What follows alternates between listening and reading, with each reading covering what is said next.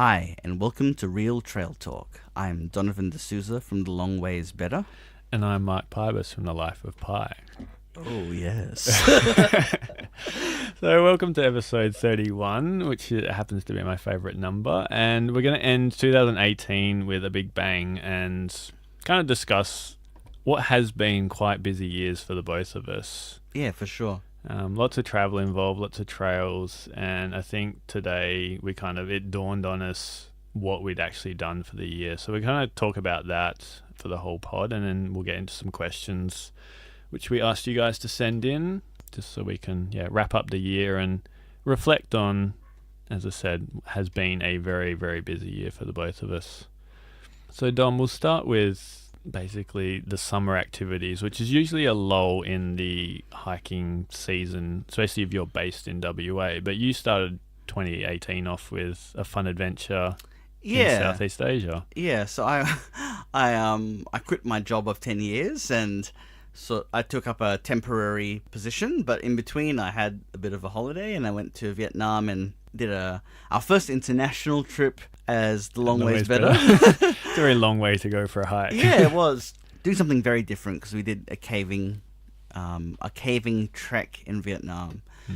And I remember talking to one of the other guys there, and he'd done stuff like Patagonia and things like that. And he said this is right up there for him in terms of, like if you're going to go to a place for caves, Vietnam's the place to go for caves. And so Alyssa and I did that at the start of the year, and that was amazing. So different, and the caves were massive. You don't realize how massive these caves are until you've been in them. And the ones we did weren't even the big ones; they were just like small caves. And then from there, after that, I started my job in Queensland, working for Commonwealth Games, which I did for 3 months. So the summer was spent basically in tropical weather, which I don't love, but it was really good because it gave me the opportunity to explore southeast Queensland and northern New South Wales, and that's what led to the Gondwana Rainforest of Australia pod that we did earlier in the year. Yeah. I mean, you were quite lucky in the fact that, well, not lucky, but like your hiking season kind of started quite early and you could explore a different type of terrain in southeast Queensland, northern New South Wales that you wouldn't explore over here. Yeah, I guess, you're right, because it's, that's the time of year that things start to be a bit of a lull here. So it was lucky in that sense. It was bloody hot up there, but it's also, unlike Perth where it's dry in summer, they get really wet winters. So in some ways they're probably the most spectacular at that time of year. So it was a good time to be there. And the Gondwana Rainforests of Australia, particularly, I think the Coomera circuit and the Warri circuit is what I take away from that as being probably the most exciting. That would be up there as highlights of the year for me, and of course the caving trip. Yeah, because I mean, looking at those photos, I now realise kind of how lucky southeast Queensland is to have all of those great trails. And before, I wouldn't have even thought of that as a great hiking destination. Yeah, but you rated a couple of those as some of the best day hikes in Australia. Oh yeah, like Coomera and Warri would easily be in my top 10 in the country. That I've done. There might be better ones I haven't seen, but of what I've seen, top 10. Yeah. So how was your start of the year? I actually started the year off hiking, directly as the year started. The sun rose. I was in Margaret River. Yeah.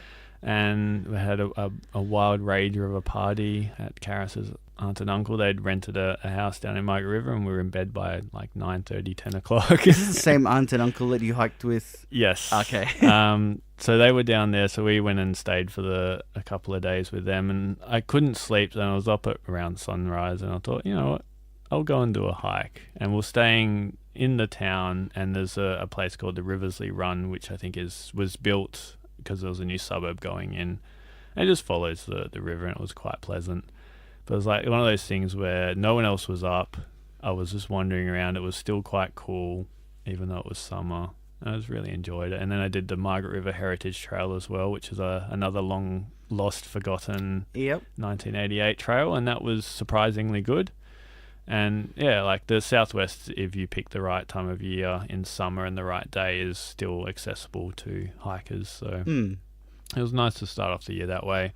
And then I kind of had a lull because I'm in WA and it's hot and there's bushfires, and we did lose Helena campsite this year, which was a bit of a sad one.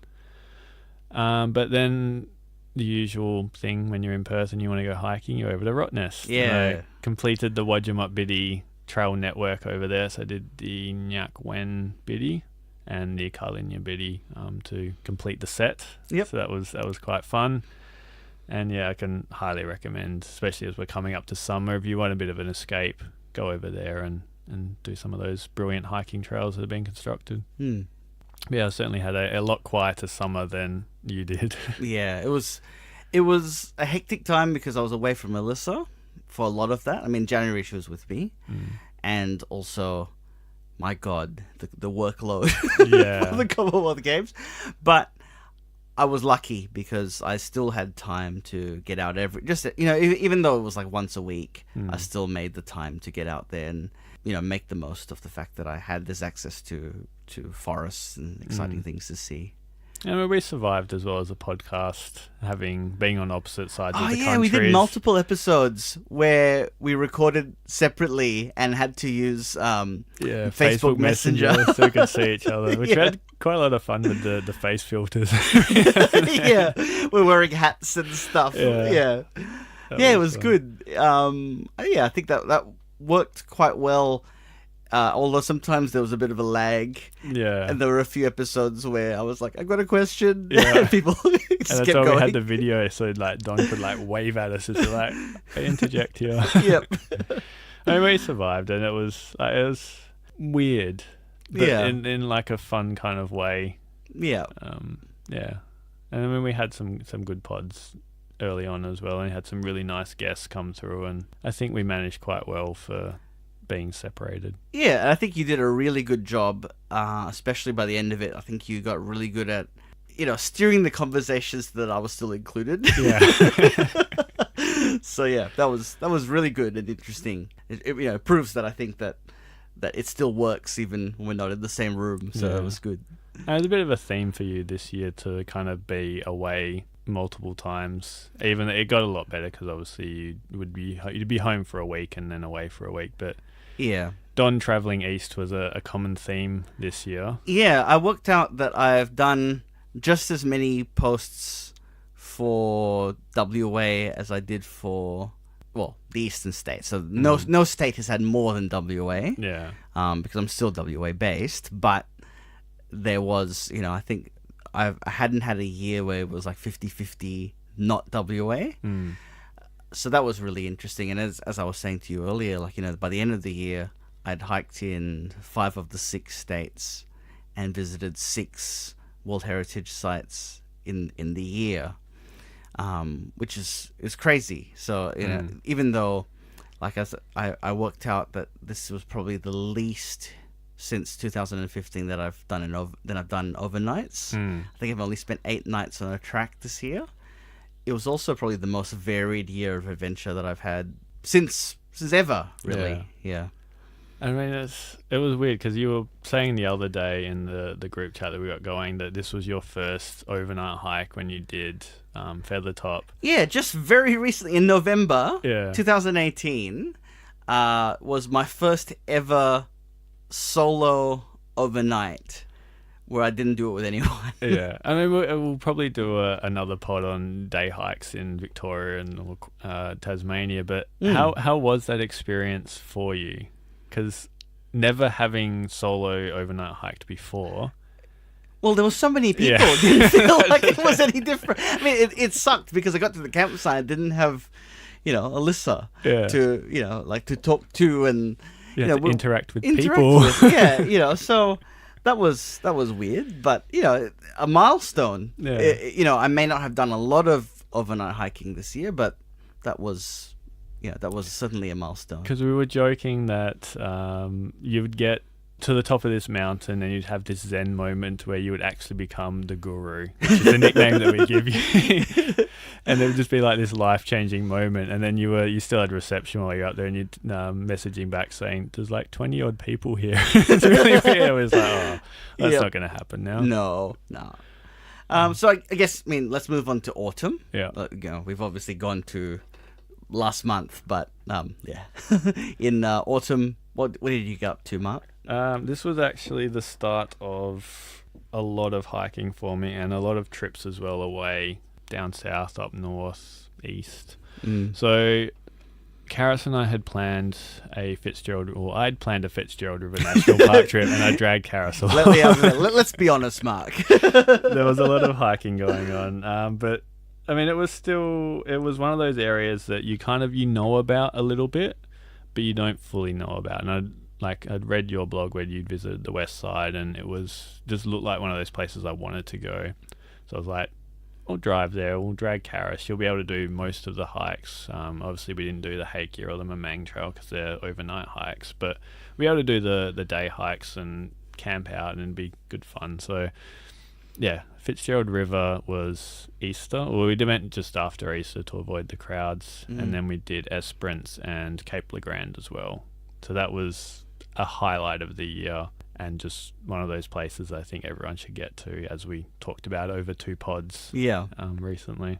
Yeah, one of Australia's best, I think. And if you want to hear more about it, then I suggest listening to that pod. Yes, exactly. Well, both pods. Oh, both pods, yes. So I ended up did eight trails for the website, and obviously that's quite a lot because it is, as you know, involved doing these posts, and there's a lot of photos to edit and a lot of writing to do, and you think that you go on a trip and that's it, you're finished. But for us doing it for the website, it's a big task, and it is fun adding your memories and your photos to the website for your own personal use. But obviously people do kind of read it and want to know more about the area.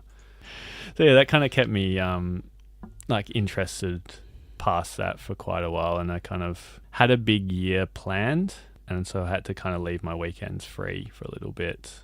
But it didn't actually turn out that I had a lot of weekends free in the end, a lot of other trips. But yeah, what did you get up to?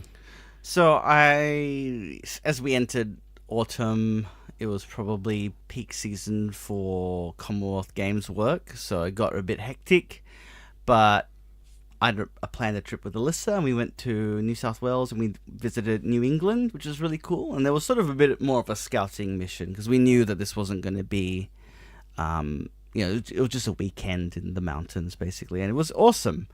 We did Waterfall Way, and we visited Dorrigo National Park, and had a look at Oxley Wild Rivers, which is the place that we want to visit again in the future to do the Green Gully trek. Not sure when in the future that will be, but sometime in the future. So that was really cool. And then as the season went on, I finished up my work on the Gold Coast, and so the Worry Circuit was one of the last ones I did there, and that was a really great way to finish on a bang, because that's one of the best hikes there. And then we headed over to Tassie, which was great. So it was my second Tassie trip, and I really love Tassie in autumn. I think it's really probably one of the most beautiful times to be there. And we did the Walls of Jerusalem circuit. So that was, that was my second multi-day hike. The great walks that they have over there. Yeah, so that was the second of the great multi-day walks that they have. It's beautiful alpine sort of country, and it's very similar to bits of the Overland, but then very different as well. And it's maybe a bit more one note than the Overland, which takes you through a lot of different things, but just as spectacular. And we've done a pod on that one as well. So, if anyone's interested, you can listen to that episode. Yeah, and you were very lucky as well with the weather that you got. It was snowing right up until you got there. And then you got to enjoy the snow, but without all the miserable conditions. Exactly. As well. So we were extremely lucky, because it was just that perfect storm of snow, stop, we go hiking, there's snow everywhere, but it's not, just arduous walking through snow as it's falling on you. So that was really good. We really enjoyed our trip. So what we did that, and then we did we went to Mount Field, and then did a road trip up the East Coast. Went to Freycinet and a few other sites there. Did the one cape of the 3 capes that's not on the 3 capes. So between us, we've done the 3 capes. Yeah, exactly. So yeah, that was a really good way to start the year. And then I went into 2 months of unemployment I And remember this period. There's a lot of Don's going hiking today kind of stuff. yeah. So, we did a little bit of coming back to Perth, and we visited down south. And then to end my unemployment, I went to Victoria and did the Wilson's Prom Southern Circuit with one of my mates that I made in Queensland. He's from Victoria, so we did that, and that was a really awesome visit. I think it's a fantastic hike there that I would recommend. And I also had a shattered windscreen on that trip, which is, you've witnessed that I have terrible luck with these windscreens. You do. Yeah, and that was the end, basically, of autumn for me. I forgot to mention in mine, we'd been to Fitzgerald River on our Easter trip, and then I was invited back to Fitzgerald River with the Google tracker, which I'm allowed to talk about now. That was an amazing experience because I got to experience it again. And obviously 18 kilos on your back, it's not the best way to experience it if you're not carrying food and sleeping gear and everything else. But it was one of those projects that was really cool to do. Like, the concept of it was really cool. But sometimes when you're out there and you're like, the strapping on the Google tracker is terrible. It's like an afterthought. And you're trudging through sand and on beaches and everything. You're thinking, wow, this is really pretty, but my shoulders and my back are so uncomfortable. But it was one of those things, and now I can share the results. It is amazing. And some of the photos we got were quite epic. And I got to do the Hakea and the Mamang Trail, which, some of the best overnight hikes you can do in WA. So that was a fun experience that I'm very happy to be a part of. And as much as we bag out DBCA for their prescribed burns, this was one of the cool projects that they were helming. Very, very fun. And I wouldn't say, I think I've retired from my Google trekking, but it was one of those things in the moment. It was just epic and cool, and Yeah, and if any Victorian listeners are out there, there's a job application from a leading search engine / mapping company who are looking for an employee. Yeah, who I don't know who that would be. I don't know who that could be, but it might be similar work to what Mark did. Yeah, except you'll get paid for it. Whereas that was all volunteer. So moving on to winter, you've got this new job. It's 1 week Melbourne, 1 week Perth. How did you deal with that and kind of split your time and your adventure time as well in Perth? So mostly I actually, because I have my weekends home, because I want to be with Alyssa as much as possible. So as much as I have access to Victoria, and also let's be honest, Victoria is not the place to go hiking in winter. I think WA is the place to go hiking in winter. So I started winter with a bit of unfinished business finishing up. I went back up to Kalbarri, and there was a loop that I wanted to do, which was the walk from Fourways to the Z Bend. Yep. And I knew it was possible, but I didn't know what it was going to be like. And it was amazing. There was a lot of swimming involved, so it was a bit of a amphibious. A floaty hike. Yeah, but it was amazing, and it's an area that I think is really underexplored. I think that it was one of, for me, that was up there with the walks I did in Queensland as one of the best walks this year. Walk/swims, I guess, which I guess is also a characteristic of some of the stuff I've done this year, because swimming has become a bit more of a thing in this particular year, as we'll talk Aquadon. about. We'll make the action figures. We'll have the Aquadon version. Aquadon. Yeah, so that was a really good start to winter. And then, so coming back to Perth, especially coming back from southeast Queensland, which is so lush and beautiful, I was dreading walking in Perth again, in a sense. I just didn't know what to expect. And so I really embraced off-track hiking. Yeah, the chasing of the dragon. Oh, yeah. And I have to say that the addiction was sated. As I said to you guys, to Mark and some other friends of ours, I said for a long time was, I guess, a bit down about hiking in Perth, but I really fell in love with hiking in Perth again with the off-track stuff. And I think you would say, probably, the two best I did the walk to North Dandalup, and the other one was Boyargan Rock. Then Mark came on the hike with us, and that's amazing. That to me is is exceptional hiking. Yeah, that one was just a weird, like, why does no one know about this? Yeah. And even if you drive past, which I've driven, well, not hundreds, but like a dozen times or so along Albany Highway Yeah. and Brookton Highway, and you would never know that that's out there. Yeah. And it's just amazing. Even some of the giant granite features on the farmland driving into there. Yeah. Amazing. Yeah. And it's like, why is this not a marked trail? It's just ridiculous. Yeah. And that's what I kind of came to the conclusion is that Perth has the scenery that is as spectacular as other places, but it's so underutilized and poorly tapped into. And I feel like, especially Boyagan Rock, that's where they've released numbats. And I understand that they would want to protect that area, but having people walk on a marked trail is not really going to, put that in danger, because you can dictate where people go. Yep. And you can release them on the other side of the park. And it was just weird that natural beauty was there, and all that they really advertise is, you can walk up to the top of Boyagan Rock and back yep. And that's it. Yep. And it was like the local bogan population just go there to shoot their own sign. That was the only takeaway I really got from that. So I think there's so much untapped potential, and yeah, I loved it, and I was inspired because Walk GPS was where those walks came from, but then I started defining my own routes. So like the William Bay Circuit was one, and that sort of set in motion me thinking a lot about like being an advocate for new trails. I think WA has a lot of catch up to do in the area of like long trails and short overnights. That's probably where we really are let down. Yeah. But the scenery is there. It just needs to be tapped into. And you've got the experience now that you can say, I've been over east and I've been to Tassie, and this is what I want from a hike. It's not been delivered, but here's a place where it could be delivered.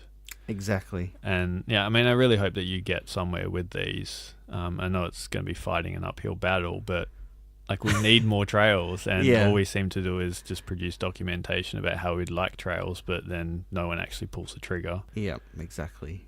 So that was my winter, which I think, as like we said, ironically, even though I am now in Perth less, I'm basically for half the time because I'm in Melbourne, I still did more hikes in the Perth area than you this year because of your big project. Yeah, so at the start of the year, the aim was to complete my sectional end-to-end of the Billman. And I mean, after my Google trip to Fitzgerald River, I realized that wasn't going to happen because I developed a bout of Achilles tendonitis. So basically out for a month, and that put me back, and I was like, do I really want to rush everything? And in the end, I decided, look, I'm going to cherry pick the sections I want to do and the times I want to do. So that meant, delaying Collie to Donnelly River till later in the spring. I was going to leave out some of the nicer sections until next year. And then in the end, just kind of, did it from there and just enjoyed the Billman end-to-end section. So the first one I did, which was the very start of winter, I think it was the first weekend in winter, was dwelling up to Collie. And I did that with a good friend Aaron, and I think we had a very nice time. We kind of understand each other when we hike. That I don't think I've ever gotten angry at Aaron. He's just that kind of guy where he's so easy to get along with, and you don't need to say too much to understand where his head's at. And he's your Samwise. Pretty much.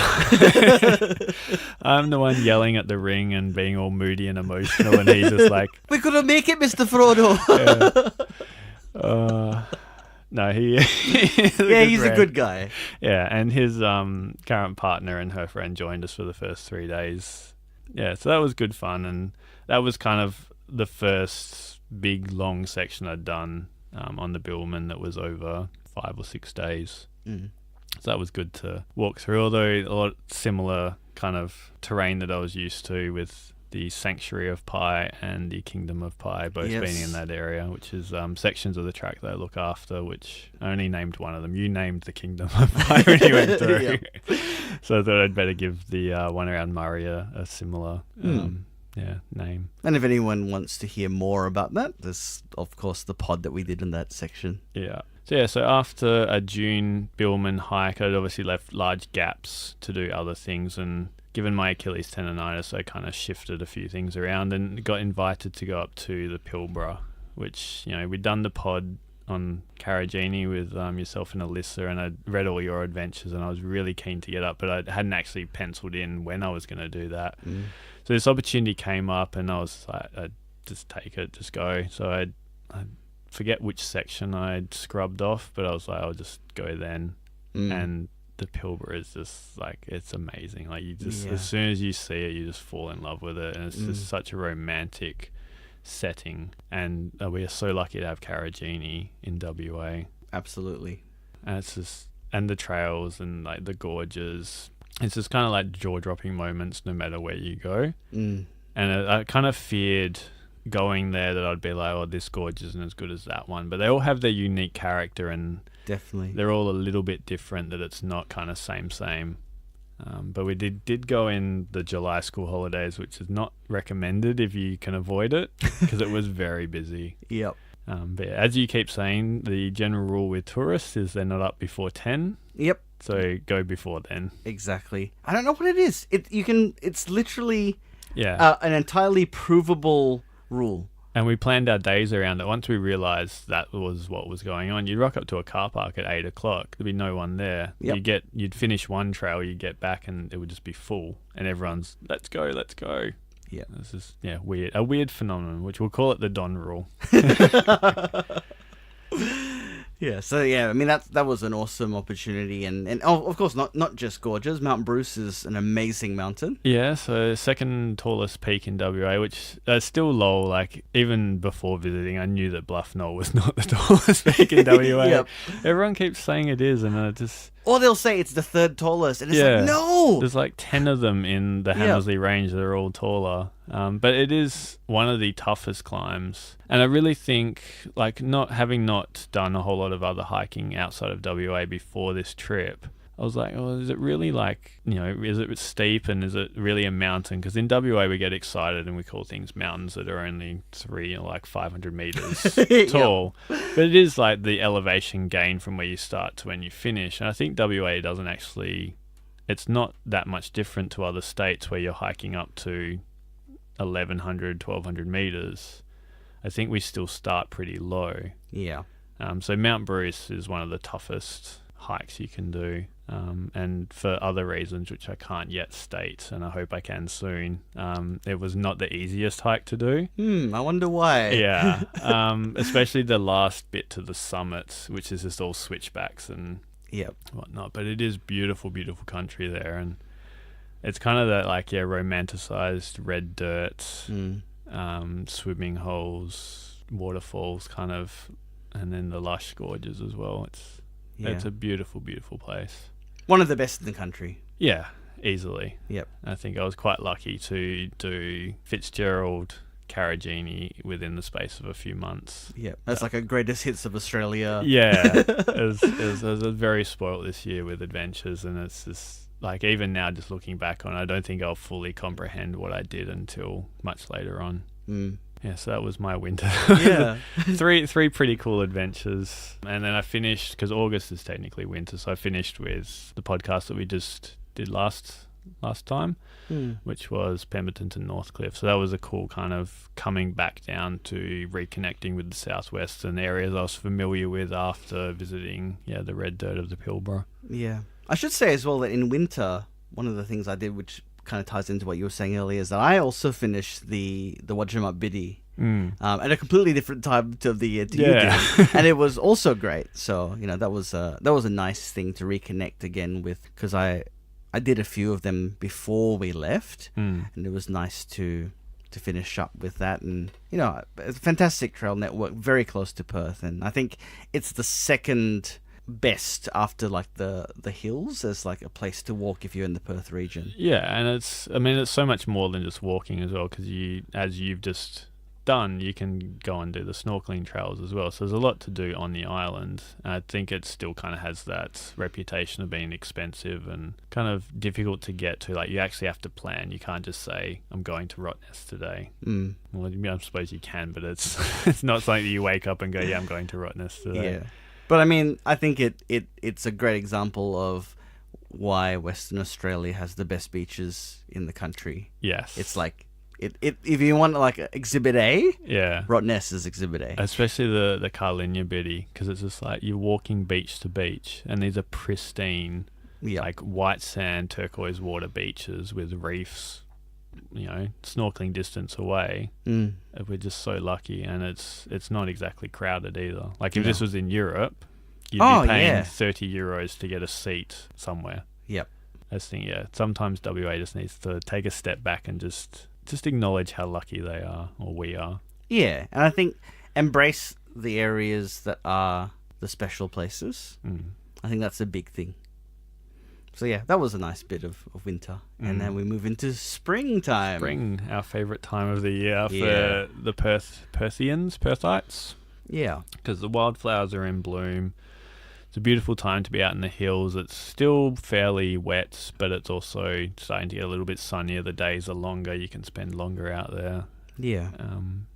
So, I mean, you kind of continued on your off-track bug, and did you? Yeah, Have I you did. done them all? I did. The last. So September to me is sort of the end of the time of year where I would want to do off track. So we did an off track hike from the car park on Hardinge Road to the 60-foot falls.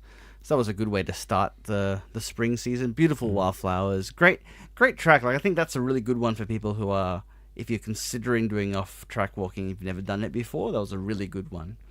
But I guess the big things, the two big trips for this particular season were that I started with. We went to the Grampians again. We did two of the peaks that I really wanted to do when I was there in 2016, but we didn't get around to. We did the Mount Rosier circuit. So we went up one side and down the other side, and that was cool. But the Wonderland circuit, I think, was the Wonderland Loop, I should say. So, I'll just start again.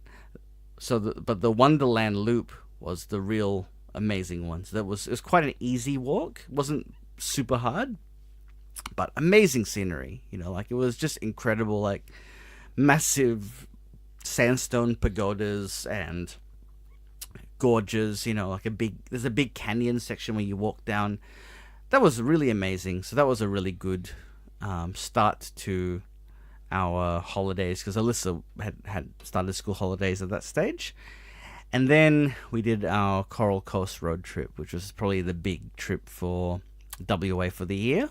Coming off the back of one of the best wildflower seasons, it was really perfect timing. So we went up to Coal Seam to check out a new trail that they had there. And that trail kind of goes through the everlastings that they have there, the famous everlastings. And when we went, so it was last week of September, that's normally too late. It was still flowering at that stage. So we were very lucky. And while it was mostly the yellow flowers, so normally it starts with the whites and the pinks and then it finishes with the yellows, we got to one point where all of the flowers were still on, and it was just like, yes, this is amazing. And I think while this is a short trail, the one that they have up in Coal Seam, this is exactly what WA should be doing. Make a trail in an area that sells the state and what is beautiful about it. Yeah. So, springtime in any other state is nowhere near as good as WA. I love the bit when you drive down the freeway and you look at all the plants and go, why did you plant this for the rest of the year? And then springtime you go, oh, I see. It looks amazing, yeah. And like understandable, like because you get these Instagrammable locations which are now becoming more and more popular, but they're more you park somewhere and then you go out of the car and you go and look at them. Exactly. Whereas Coal Seam, I'm assuming that's what it was like before they've put this trail in. Yeah. And now there's, not being a long trail, but it's at least something you can do, and it gets people out in their cars and they're out travelling and they're spending money in these regional areas. Yep. I feel like there's more opportunities in WA to do that. For sure. Especially like canola season. I don't think you'd be able to do that over someone's property. Yeah. So, I think, people come and look at this place, and it's such an amazingly beautiful place because of the wildflowers.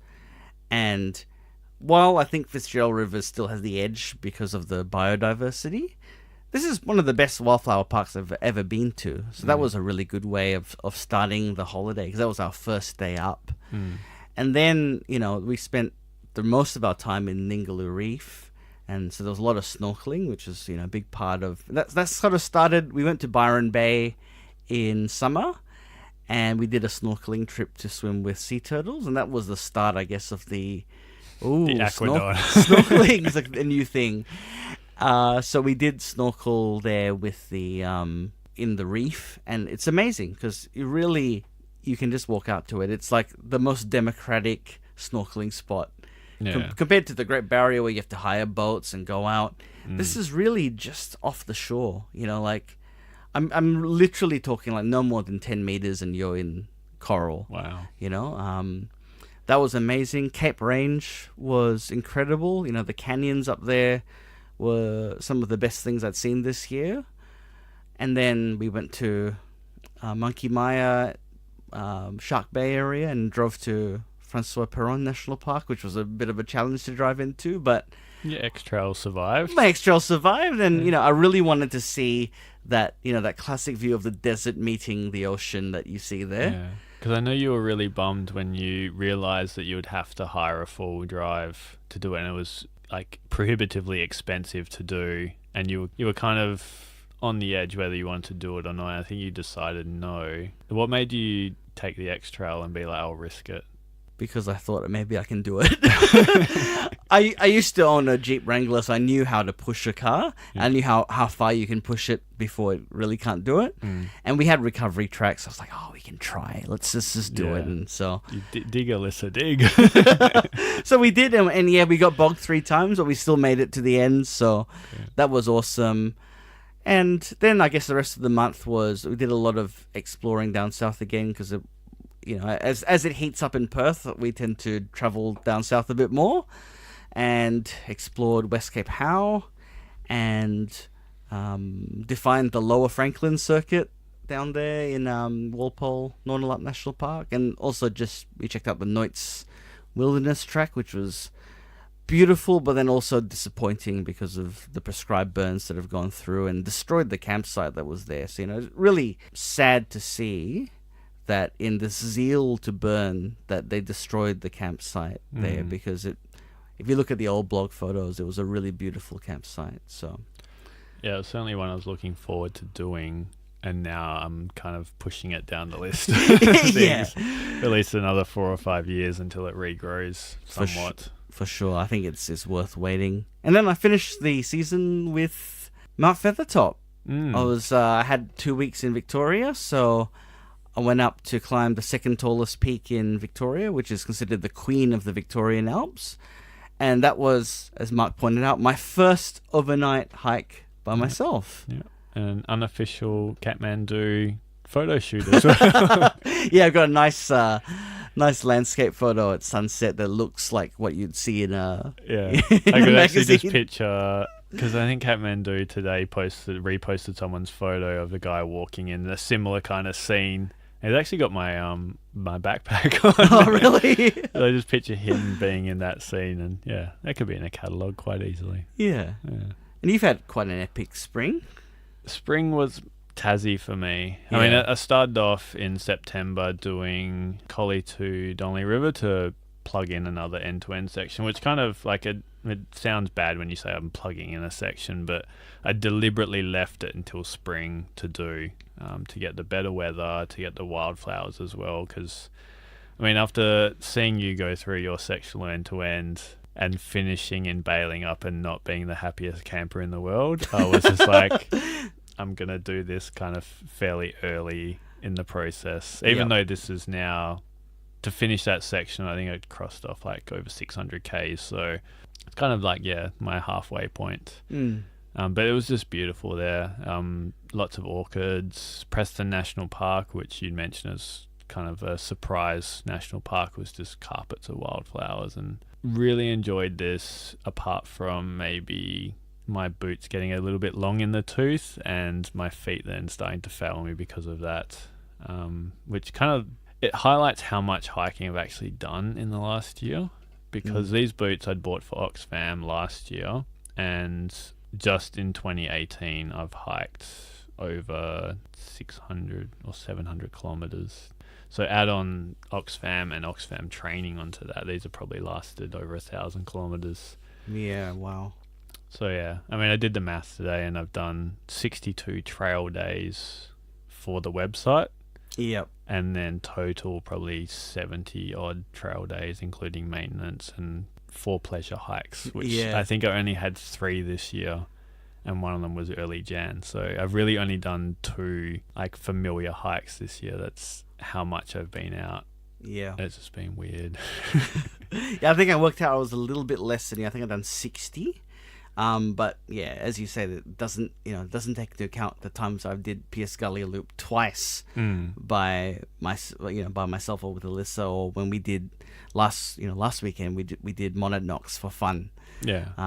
There's those days as well, and you add that up, and it's like, holy crap, that's a lot of hiking. Yeah, it is a lot of hiking. I mean, I probably would have done similar numbers last year or the year before in terms of kilometers, but this year was just more full on with like week-long trips and a lot of other stuff going on too. So it's amazing, and like I still haven't, like, I'm going to be writing about Tasmania for months and months and months. I think I calculated while I was over there, if I did 1 post a week, I'll be writing until March.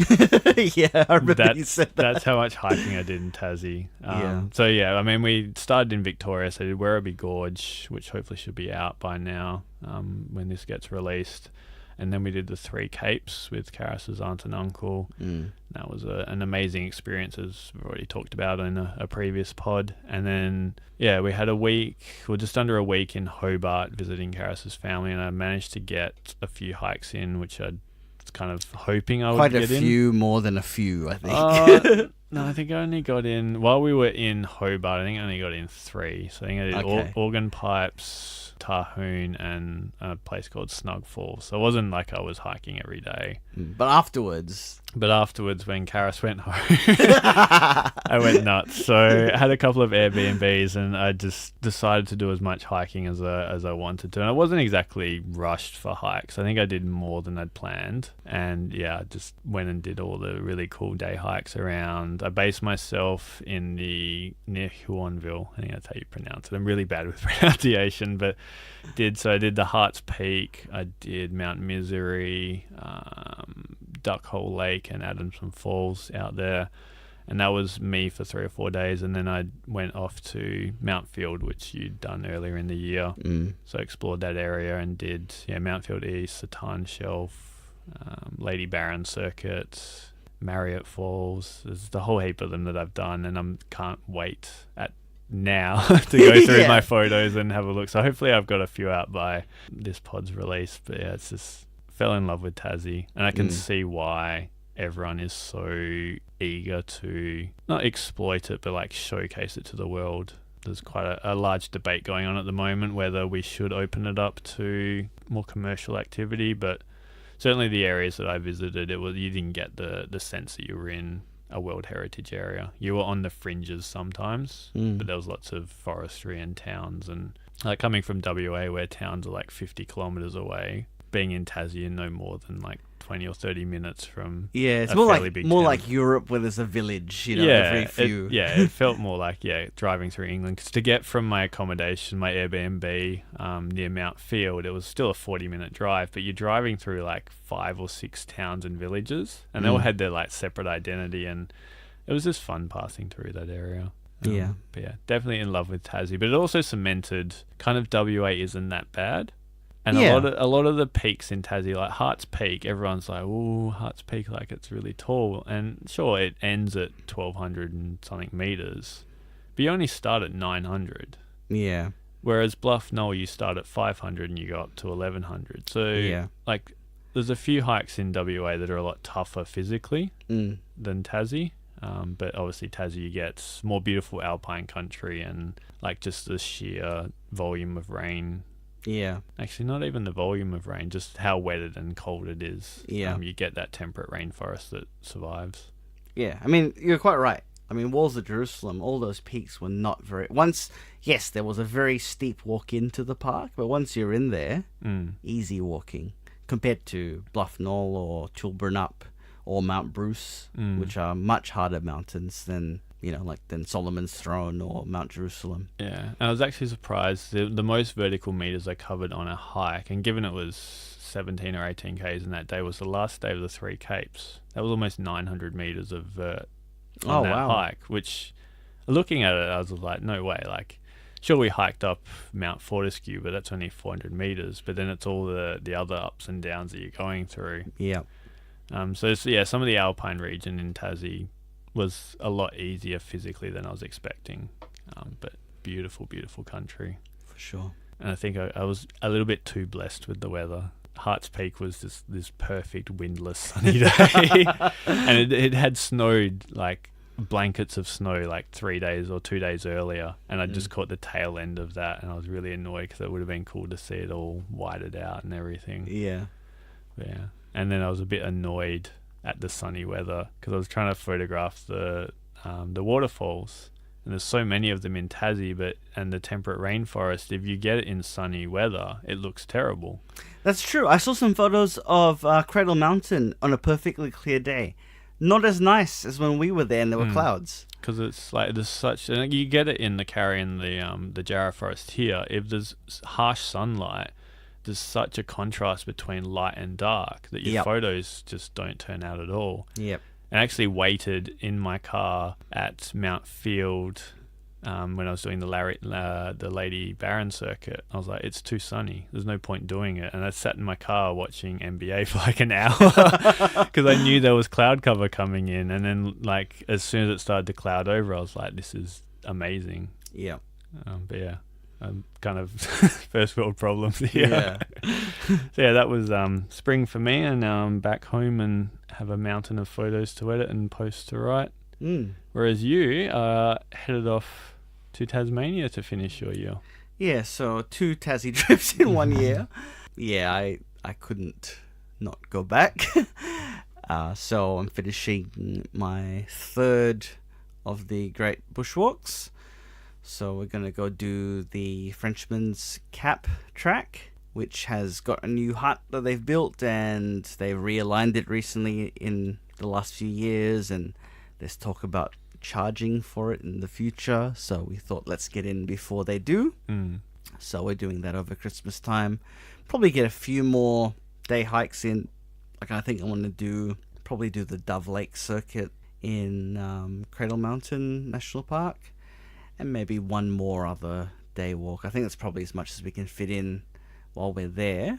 So that will finish up the year, and then I think I end up with 11 nights on the track, which is a lot less than previous years. But this year's probably been, like as you say, like, if you look back at the year, the amount of variety that you've had, it's the same for me. Like I feel it's probably my best year of adventure because of how much variety there was. Because last year was about finishing the Bibbulmun for me, so it was a lot of samey days that were, they were lovely, but a lot of days that were very similar, whereas day in, day out. Whereas this year was a lot more varied, a lot of snorkeling as well, so not just hiking. And when I add all of that up, it was I couldn't have asked for a better year in a lot of ways. I have a question for you, because I've been thinking about this quite a lot this year. If you didn't have the website, would you be still doing this much? I don't know. I feel like the website is a good drive. I don't know if I would. It's a very good question. I don't think I would, but then in terms of doing the big ticket multi-days, that's something that I think, even if I didn't have the website, now that I have a taste for it, I still would want to be doing them. I still would want to do Wilson's Prom. I still would have wanted to do Walls of Jerusalem. I wouldn't have an avenue to write about them or put them out there and photograph them. How about yourself? No way. It's a good and it's a bad thing as well having the website, is because it's now year 5 for me. So having that, you get into the rhythm, and you understand this, is you have to have a post every X amount of days. Yeah. And you're not like, you don't feel the pressure to have that, but at the same time you're like, what can I do? And this is something I'm now fully involved in.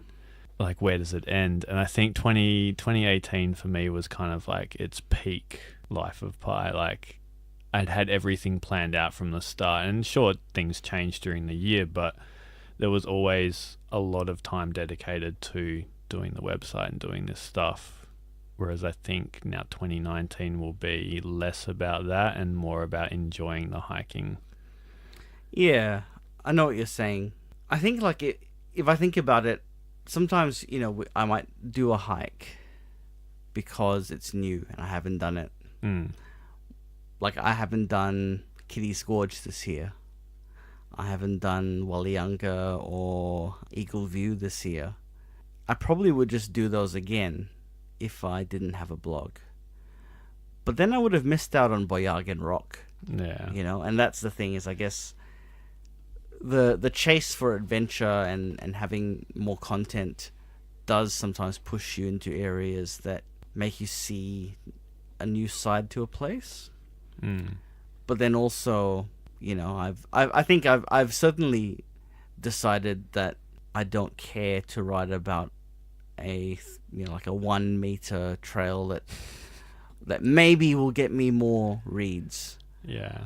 But I don't care. Like, I want to do a walk that I'll actually enjoy. Yeah. And that's where I'm at. So I kind of agree with you in the sense that I want to walk for my own pleasure, not because I need content. Yeah. And I think, we both have lists of hikes to do, and I still have a lot to get through. Like, it's not like I run up to the end. It's just this year I think I did 3 new hikes I added to Perth Day hikes. 2 of them were on Rottnest and 1 of them was in Cervantes, which is still 2 hours away. Yeah. So, like, I've done literally no Perth hiking this year. I've done a couple of trips to Sullivan Rock, and I've done Kalamunda to Mundaring and back as a clear your space Anzac Day hike, and that was it.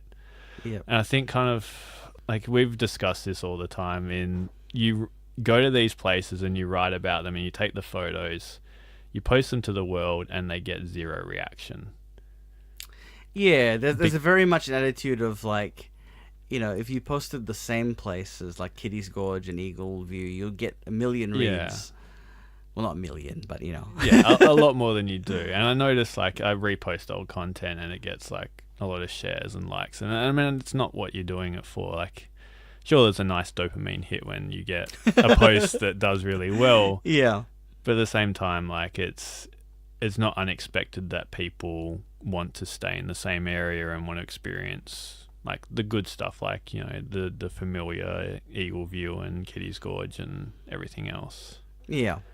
But it's just kind of like, it's an interesting thing because there's a few new hiking blogs come onto the scene and you can see where they're going with the content that they're posting. And then you kind of like, you remember back to when you were doing that, and I don't know, it's kind of, today's put me in a bit of a nostalgic mood. Yeah, kind of thinking about the last little bit, and I'm hoping I have the time to actually verbalize this in a written post, because I think I'll probably be a lot more eloquent than I am just rambling on today. No, but you're quite right. How nice would it be if you've never written up Eagle View, if you've never done Eagle View? Like, that's really lovely, because I guess, as we've talked about, I'm always chasing the dragon, and it's becoming diminishing returns unless I go over east or if I go up north. I think that north to me is the great unknown. There's, like, as you say, with going to the Pilbara, you just fall in love with it, and going to the Ningaloo coast, I just fell in love with it. And I think there's so much more up there to see that is different, and it's that difference that drives me sometimes, to do something and see something that's more than what I've known. I mean, essentially, if you look at it in world terms, it's a different country up there. Oh, yeah. If this was, Europe or Africa or wherever, you would be in a different country, but it's just the fact that WA is so large, you kind of still think of it as WA. Yeah. Yeah, but certainly the Kimberley is another place I'd love to explore, but it's just the when and the how. of getting up there. For sure. And we've kind of gone down a bit of a really serious note. The most sort of quick kind of overview of, I mean, we haven't really planned anything as yet because we're still getting through 2018 and digesting what we've done. But do you want to just run through what you've got planned initially for 2018 for the listeners? 2019. Sorry, 2019. So I guess one of the things I want to do is probably maximize the opportunity of being in Victoria. So I think I want to get a few more Victorian hikes in the summer and springtime. I mean, the alpine regions are comfortable enough to walk in summer. So I want to get a few of those in. I really want to do the hike up along the Crosscut Saw in Victoria, which is supposed to be spectacular but quite difficult. So that's where I'm at leading up to until Perth becomes, its next hiking season. Yeah. I really want to do a trip to Esperance if we can over Easter, because I think that would be really nice. I really want to do the coastal track there, and maybe go to Cape Arid and do the Tagon Trail. Those would be high on my list of places to do if we get out to Esperance. And of course, it would be nice to do Frenchman's Peak after doing Frenchman's Cap in Tasmania. I still have to double check in my mind which one's which. Yeah. I was doing something today. I think I was writing out all the hikes I'd done. I was like, it's Peak in WA, not Cap. Yep. So yeah, that's what I want to do, and we have tentative plans maybe because we were this year gonna do the Thorsby Trail until I quit my job and I no longer had July off, and I just started a job, so you can't just go I'm gonna go on holiday as soon as you start. So that's something I'd like to do, but there's still, I guess, question marks. I don't know what exactly I'm doing. I've got a long bucket list, but it's just that list is always difficult to time because we're going to do Frenchman's Cap. We can't go to New Zealand this year and do Tongariro or Milford. Can't do the Traverse Sabine, or in winter I don't think we're going to have the money to go fly to Canada and do the West Coast Trail. So it's just circumstantially got to roll with the punches and see what ends up happening. So How about yourself? At the moment I don't have much planned other than I'm going to complete my sectional end to end, touch wood, that everything on the body is fine, I can do that. And then we have Bay of Fires to look forward to. I think we're trying to do that around Easter in Tassie, but that's really all I have planned. But obviously, because I took a lot of long service this year, I don't have as much leave left, so kind of planning these trips is kind of what do you want to do over this. And I would love to do the Cape to Cape and go and complete that full 7-day journey, but again, when do I have the time and when can I fit that in? So I don't know, as I said before, I think 2019 will be more about enjoying hiking and enjoying Perth and the surrounds, and kind of just not hiking for the website but just hiking for my own personal enjoyment. I think that's Perth next year. I've already got a fair few off-track hikes planned. How surprising. So that's where I'd be heading for on the, without the big ticket going over east or going overseas. There's still a lot to explore. Yeah, so we talked about, doing some kayaking trails, and there's also some snorkeling trails on the mainland that I haven't done, which will be good for summer. So, I mean, there's plenty of opportunities, I think. It's just a matter of the what and when. Yeah, because I mean, as much as we do this podcast every couple of weeks, we don't actually get to hike together or do trails together that often. Yeah, Boyagan Rock was the first time in a year and a half or something that we hiked together. And a few of them were just when we didn't really know each other that well, so exactly. It's kind of, I don't know, it's weird, but I'd love to go out kayaking and snorkeling again over the summer. Yeah. When things get a bit unpleasant out in the forest in Perth. For sure. Okay, so we'll move on. We got a few questions in today. We put some feelers out on social media, what people would actually like to know. So I'll start out with the light-hearted questions and we'll ease into it. Yep. So someone has said, now that Mark's seen an echidna, what's the next animal that you would like to see? I think we can probably both answer this because you have a few on your list that you would like to see that you haven't. Yep. For me, Not really sure because WA doesn't really hold a lot that I haven't seen. Because we saw a number at Boyakan Rock. Yeah, that was amazing. That's like one of 2,000. Yeah, exactly. So- So that was probably more unlikely to see than the echidna that we were walking through and be like, oh, this is echidna territory. They'll just be wandering everywhere. I ended up seeing my first echidna in Tassie. I actually saw a couple. One I got a photo of and one I didn't, but I've still seen an echidna in the wild. So I would have to say more snakes because I've actually only seen a handful of snakes while I've been in WA. So maybe a few more. Not that I'd like to actually come across them in too often, but it'd be nice to see a few more. One of my biggest regrets this year, I saw a red-bellied snake in Queensland. Beautiful snake. Didn't photograph it. Why, Don? Why? Because I stopped and went, oh, a snake. Yeah. And then I tapped the ground and let it go away. And I went, should I photograph that? Yeah.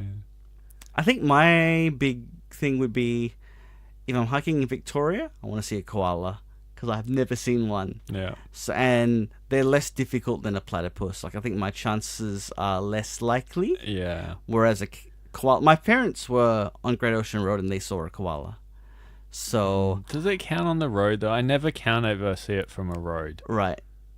We saw the numbat on the road. But it was a gravel road. It counts. And they're really rare. Yeah. So I'm hoping to do a track in the Otways and see one. That's my aim for the year. Okay. Yep.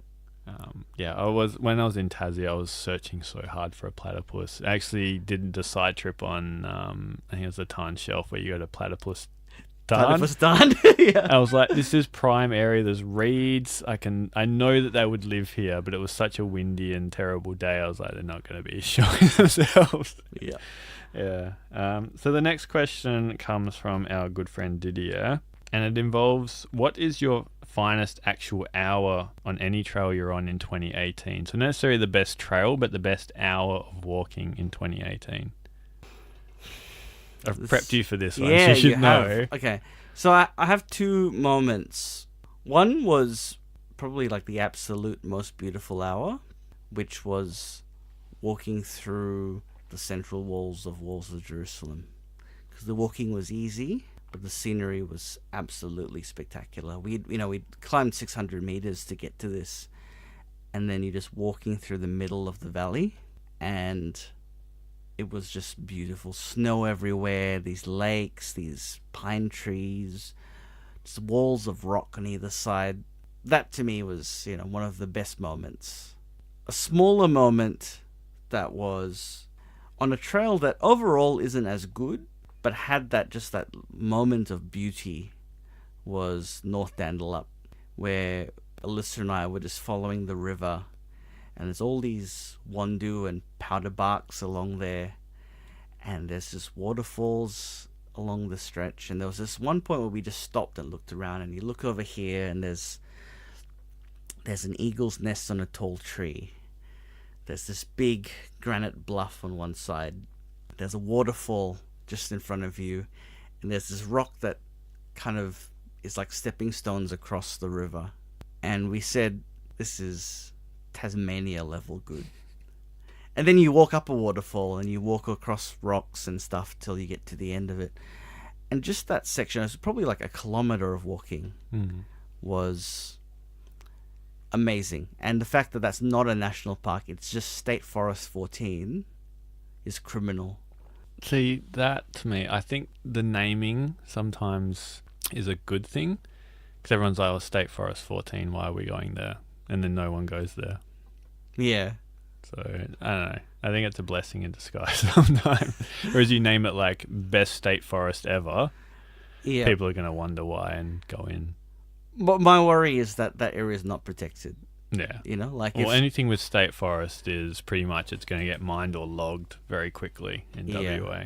And the fact that area is so beautiful is, it saddens me, the thought that could all be gone.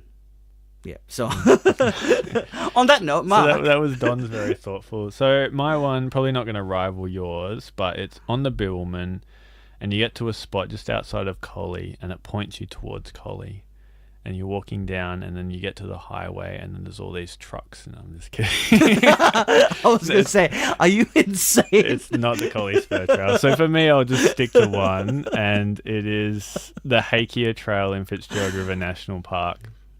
And it was towards the end of the day, and we'd had all these problems with the Google tracker, and it wasn't working, and we just decided that's it. We have to get to the end of the trail before it gets dark. So yeah, covered it up, and it was at this point you'd ascended the steps from the chasm, and you got a view back to the mid-barrens, and the storms were rolling in, so you could see sunlight streaming. It was really dark over the mid-barrens, and then as you walked along the trail towards the finishing point at Cave Point, there was rainbows over East Mount Barron and the ocean, and Nice. it was this weird time where it was raining 1 second, and I was just trying to keep everything dry and just get to the end, and then it stopped, and then you could appreciate the rainbows. I think it was a double rainbow as well.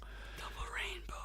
And then you get to West Head, and it's just like, we need to get to Cave Point by dark, but you just stop for a moment and just appreciate how beautiful it was, and then you kind of go around and straight into the forest, and you look back at the mid-barrens for the last time, and it's lit up in this bright orange and pinks and purples, and you're like, wow. And then you look towards East Mount Barron, and it's just a bare plain, and then you see the peaks, and it just feels like another world. And then we finished at Cave Point on the beach there, and the sun had already set, so it was purples and magentas and pinks, and it was just amazing. And I was just like, the guy I was with just went on towards the car to phone in that we were okay, and I was just enjoying this last bit. I knew the trekker wasn't on, you didn't have to worry about anything other than just walking this last section at dusk, and that to me was one of the best hours. And that's saying something, because I've been to the Pilbara this year, I've been to Tassie. That one, as soon as the question came in from Didier, I was like, that's it.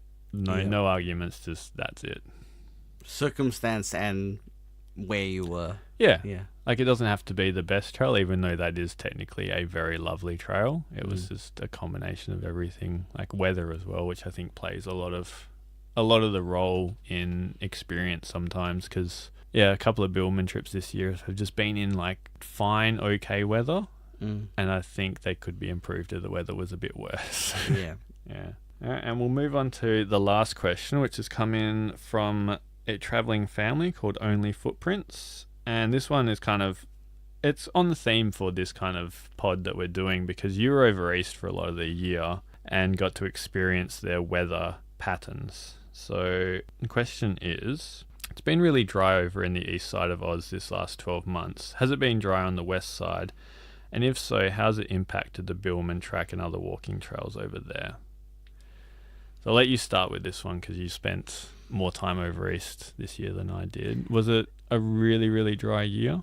Yeah, it was. I mean, I will say that being in Queensland, so this is how I know it was dry. So in Queensland, it was really wet when I was there, because it was their wet season. But I had the great misfortune of having my flight cancelled on the way back to Perth on one day. And so the cheapest flight I could get was to fly via Queensland, via Brisbane, back to Perth. From Melbourne. From Melbourne. Yeah. And I flew over.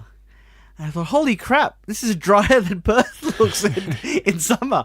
Like, it just objectively looked drier than what I remember it being when I was there.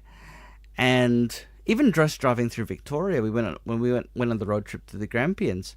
This is mid-September, and it looked very dry. Mind you, Western Victoria is drier than the eastern side where the mountains are, but still, I wasn't expecting that level of dryness. And I know that it's not as bad as what New South Wales was in. So yeah, there was an obvious difference there. And Perth had we had a very wet winter, but the autumn, it was terribly dry. Like, we got no rain from basically when it rained in early Feb. We got like 100 mils. It was just dry until June. I think, we talked about this before the podcast started. We were going to raise that WA probably was affected a lot more this year by the dry than the actual wet, because last few years have been average to above average in winter to spring rainfall. And then we had that one year where it went from basically winter to summer because we just had so much rain in spring. But this year was just ridiculous. And I mean, we've lost Helena this year, which was middle of summer, so you can be forgiven that a bushfire happens. Yeah. But then we lost the Stirling Range, the eastern side, and then we lost Torndirrup, we lost Sandpatch campsites. Yeah. Peaceful Bay got burnt, all because we'd had a really, really, really dry autumn and they shouldn't have been burning. Yeah, basically a lot of that was out of control, prescribed burns. It wasn't a bushfire. The Helena one was, but that was actually lit by someone, wasn't it? Yeah, it was a deliberate fire. So it's not a case of, you look at it and we burn for human-related reasons, but the causes of these fires were human-related. It wasn't like a freak thunderstorm or something that happened. Yeah, and it just annoys me so much because they'd put out warnings as well around the Albany area. Don't burn, because it's dry and it's windy, and yet they're still burning out there, and the farmers are still burning because half the fires, let's be fair, weren't DBCA's problem. They were farmers burning off when they shouldn't have been. They didn't have permits and they didn't obey the warnings. But I mean, Albany was, some of those scenes were just apocalyptic. Yeah. Like the Stirling Ridge, a wave of fire just rolling over it, and that area is now closed and won't be accessible for another year or so probably. Yeah, and that hadn't been burnt in, I think, over 20 years. Was the last time that Ellen Peak got struck by lightning. Yeah. So there was no reason for it to be, as burnt as it got, where now it's basically ruined and cleared and, as you say, closed for the foreseeable future. So, I mean, WA's not been immune to the dry weather, but, I mean, once June came, we got a fair amount of rain, and we had one of the probably better wildflower seasons we've ever had. For sure. It was a once in a decade kind of thing, which they were saying last year as well. Yeah, so we've had two really fantastic wildflower seasons, and driving up north, I definitely saw it. It was really amazing. It was at a level, and I've driven up to Kalbarri Way now, about 3 or 4 times, and to see the difference, it really was very, very good. And even, last weekend, hiking in Monadnocks, the wildflowers on display there, because, again, I don't really hike that often late in the spring season. Yeah. But the wildflowers on display are amazing at the moment, this late in the season, which normally by November, things are looking a bit dry. Yeah, we've had a bit of a cold November. But, I mean, like areas like Monadnocks, you can tell when it's summer and when it's not, because all the moss is all orangey yellow. Yeah. But I mean, once you get into the forest, as you said, the wildflowers come out and you can see just how nice it is. But yeah, I mean, that was an interesting one because you kind of were isolated in WA, and you see, especially this year, New South Wales especially being affected by the droughts and farmers having to basically kill livestock because they couldn't support them. It was nice that the WA kind of sort of came to the rescue a little bit of the eastern states. You had farmers driving trucks of hay over just to support them. So yeah, it's good that it's good that Australia bands together in those times, but hopefully maybe there'll be some more policy changes, whereas climate change will come to the fore and we won't have the extreme, or we'll be able to limit our effect on these extreme weather patterns. Yeah. Hopefully. But you never know. I mean, the Liberals maybe look like they're out, but I don't know. We'll keep it non-political for now. Yeah. Yeah. I mean, so that was our 2018 in review / what to look forward to in 2019. Yep. Thank you very much, everyone who's listening, who's supported us through the last year of our podcast journey. It's been a fun experience, kind of catching up every couple of weeks and talking about trails and what we enjoy, because it's very rare that you get to do this as often as we do. Yeah, definitely. It's definitely an indulgence. And one that hopefully is of use to people as well, because I think I've had feedback from people when they've really enjoyed an episode and it's made them want to go and do a hike. So that's always nice to know when someone is inspired to go out. I mean, even if you're just listening to Don's voice trying to fall asleep to his ABC bravado, hopefully you've gained some enjoyment out of the podcast. And I mean, we'll continue into 2019. We've got a fair few episodes in the pipeline that we need to do. Yep, so many Bibbleman ones. I'm sure there'll be more trails that we haven't. There'll be a Bay of Fires. There'll be a Frenchman's Cap. Yeah, there'll be a Tassie Day hikes, Victorian Day hikes, and we'll find topics. But if there's anything that you really, really want to hear in 2019, give us a bell, and I'm sure we can talk about it as best we can. Yeah, for sure. Hit us up on Instagram, email us at realtrailtalk@gmail.com, and on Facebook. So any of those methods. And if you're enjoying the pod, then give us a like and rating on iTunes. Yeah. So thanks very much for listening, and hope you enjoy your holiday period, getting out and enjoying family and friends and maybe a few trails if the weather's not too hot. Yeah, and so we'll be having a little bit of a break over the festive season, and we'll be back probably in January sometime. Thank you for listening.